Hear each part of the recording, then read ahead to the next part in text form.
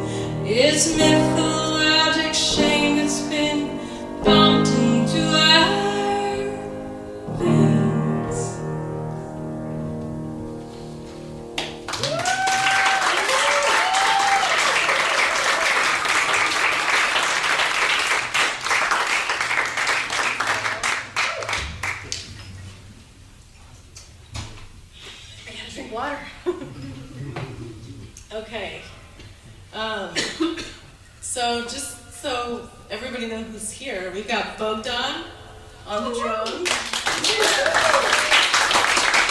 So Bogdan lives across the field. His daughters play with our daughters, and we're friends with his wife as well. So it's great that he gets to bang the drums with us. Who's watching our kids? His wife is watching our kids. Thank you, Ashley. This is my husband, Sean, on the bass. He actually is a guitar player and a player of many things, but bass was not one of them. And he learned this whole set on the bass, which is fantastic. And he's doing awesome. And then we got Duff. Yeah. Over Street, and she's also a neighbor. Her dad I know is Fish and Chip from Camp Reed. A little shout out to Camp Reed there. And we're so glad to have her as well. So this next song, I think there was an article on Cascadia, that really awful tsunami that's supposed to hit every 500 years on the coast. And, nothing inspires a good song like a tragedy. And so I thought that's what this song was about. And I actually called it The Tragic. And then I realized, because it has a mirror of the first and second half, that it was a song about those times in life that we might call life quakes, where you don't know how to feel, you don't know how to be, and your life might not ever be the same. But on the flip side of tragedy, it also might be complete wonder, complete awe, complete tenderness. And we might not know how to feel, we might not know how to be. And so I want you to think of it, the first half, as a tragedy, and the second half, almost like you're surfing, right? Like you're in the wave, but you're not being overtaken by it, and it's just filled with tenderness and love.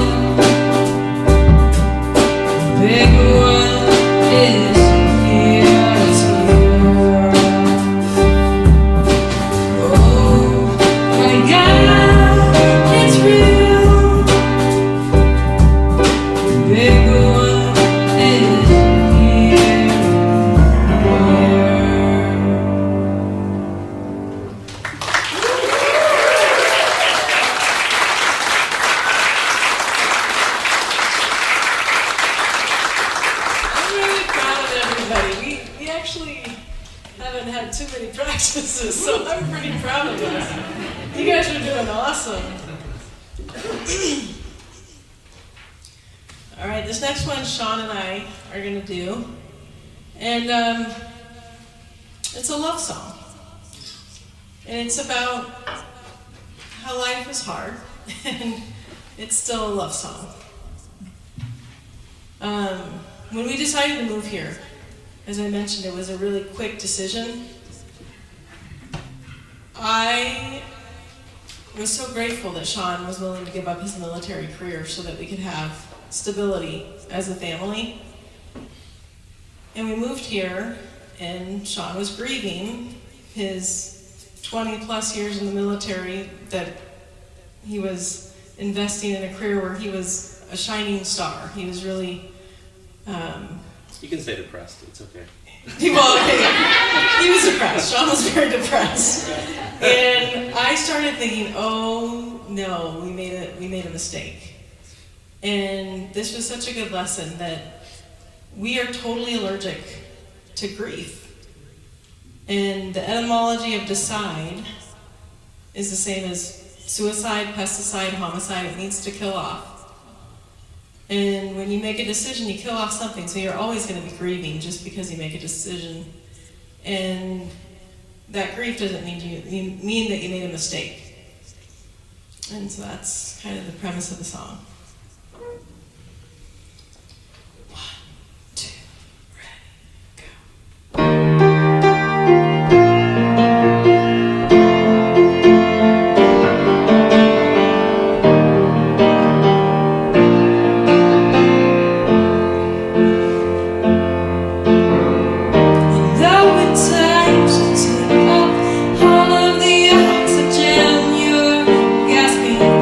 Space needed.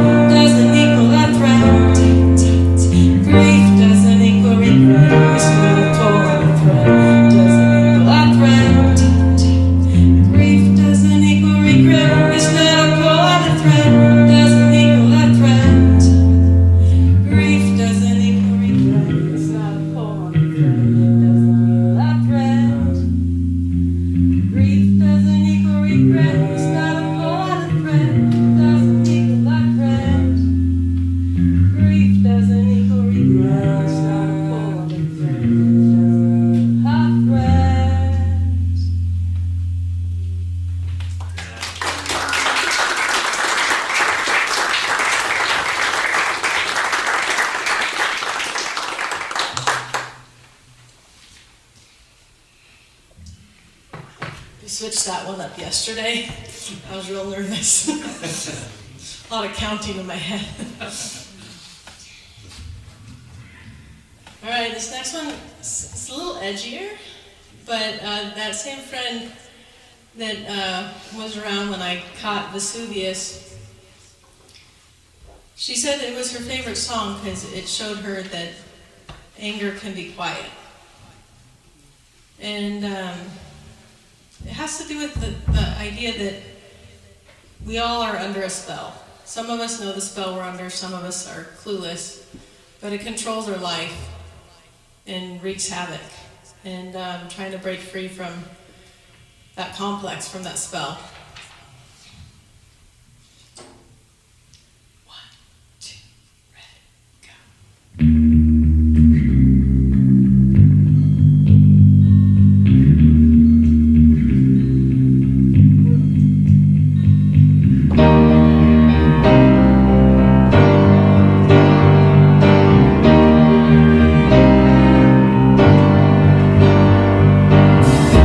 I don't know how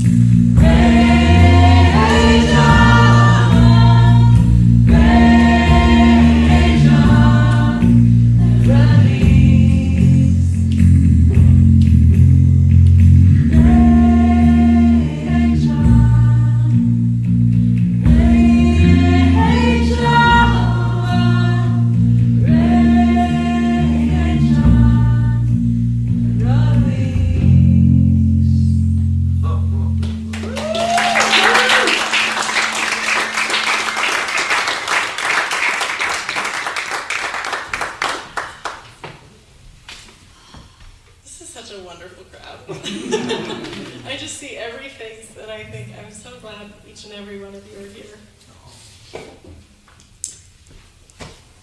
We were out at Priest Lake, and I heard the melody for the song, and I did not know what it was going to be about, and I couldn't even sing it. I couldn't hit the notes. And then I got laryngitis, and then I could kind of hit one of the lower notes, and I kept working on it. And I realized it was a song about ache, and how we have an ache for something and we don't know what it is, and we try to fill it with all these things, and at the end of the day, it's about tenderness, that we ache for tenderness. My good friend that I went to college with was visiting me. I still didn't have a chorus, and I was playing the verses, and she was going through a divorce that was actually much needed, and she was trying to come up with a new idea of what home was for her. And just spontaneously, the chorus developed, and you'll see how it fits in. 1, 2, ready, go.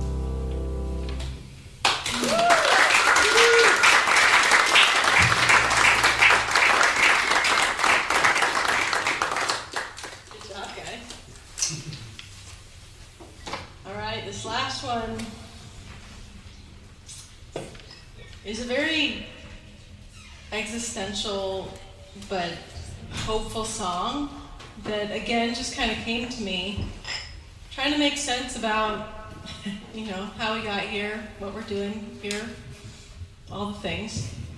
And the chorus, it's just kind of this weird guttural sound, and I realized about 3 weeks ago it sounds like a laugh. And I think that's part of the point, is to keep some levity in all of this. And there is a part of the song, it says, dissolving the illusion that our beings are so separate, a resonance we all abide, a truth which nests down deep inside. Somehow if we all let go, we find a place we all have known, mysterious and wonder nigh, what inside us has to die. And this idea that we're all deeply connected in ways we have no idea. It's called Dissolve.